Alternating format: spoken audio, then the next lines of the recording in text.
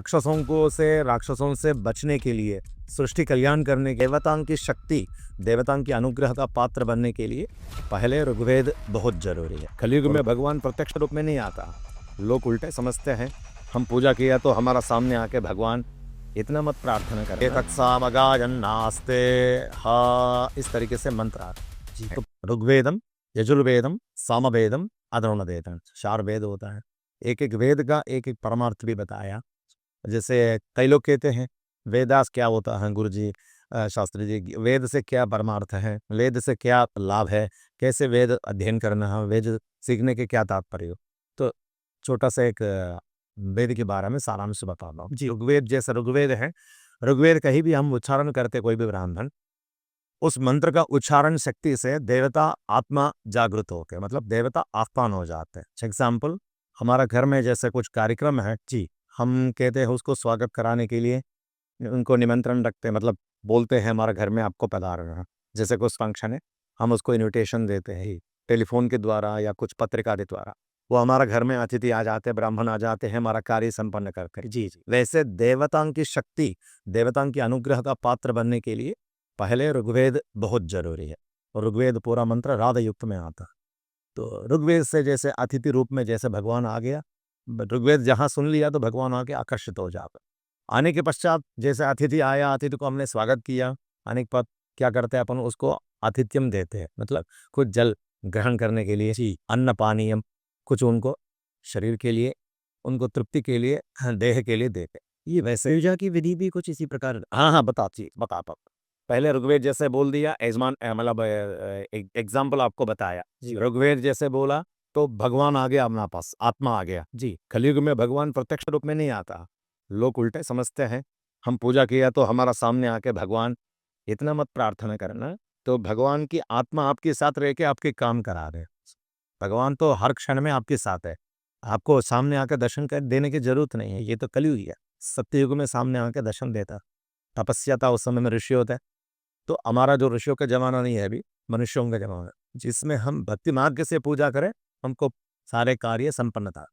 ऋग्वेद जैसे बुलाया हमने, भगवान आकर्षित हो गया। यजुर्वेद में जो मंत्र है, उस मंत्र सुन के उनका तृप्ति ऐसे हो जाते हैं। भोजन करने से, हमारा त्योहार में जैसे भोजन किया जी, कुछ ग्रहण किया, हमारे शरीर का, आत्मा का, मनुष्यों का स्वादि मिलते हैं, मतलब संतुष्ट मिलते हैं। एक ऐसा मिलते हैं निद्रा अवस्था, हमने अच्छा भोजन किया, तृप्ति है। तो वैसे यजुर्वेद के जो मंत्र सुनकर भगवान तृप्ति हो जाते हैं। ये तो ऋग्वेद हो गया भगवान को बुलाने के लिए, आत्मा को, और उनको आतिथ्यम जैसे निमंत्रण कराते ब्राह्मणों को, वैसे यजुर्वेद मंत्र इसलिए उनको सुनाते हैं तृप्ति होने के लिए। जैसे भगवान को भोग चढ़ाते हैं तो तृप्ति हो गया दरवा। और सामवेद, तीसरा जो वेद है, उस वेद पूरा गाना, गाना जैसे कहते हैं ना, गानम जी, वो साम गानम, एतत् सामगायन्नास्ते हा, इस तरीके से मंत्र आ जी। तो पूरा गानम टाइप के, तो गानम जैसे उनको सुनते हैं। हम भोजन करने के पश्चात क्या करते हैं, सत्संग में बैठते हैं जी, कुछ 10 मिनट 15 मिनट भगवान नाम स्मरण करते हैं, उसमें एक अनुभूति मिलते हैं। वैसे अनुभूति सामवेद से भगवान को, सामवेद का जो मंत्र उच्चारण करते हैं ब्राह्मण, उसको ऐसा अनुभूति। संगीत भी जो है, संगीत वही सामवेद से समझी है। वैसे ये सामवेद का तात्पर्य है जी। और उसके पश्चात चौथा जो वेद लिखा, अथर्वण वेद, अथर्वण वेदन। इस वेदों में पूर्व पश्चिम, मतलब पूर्व से उत्तर क्रिया, पूर्व क्रिया जी, मतलब देवता आराधन भी करने का मंत्र उसमें, और तंत्र तांत्रिक मंत्र जैसे अथर्वण जी।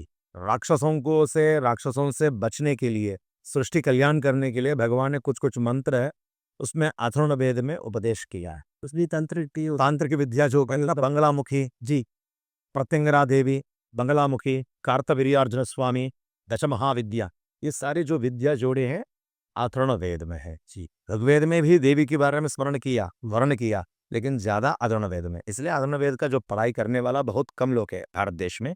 उज्जैन में है कुछ लोग, है काशी में है, बाकी तंत्र प्रैक्टिस तांत्रिक है जी। साउथ में अधिकतर केरला साइड में ज्यादा तांत्रिक प्रयोग है।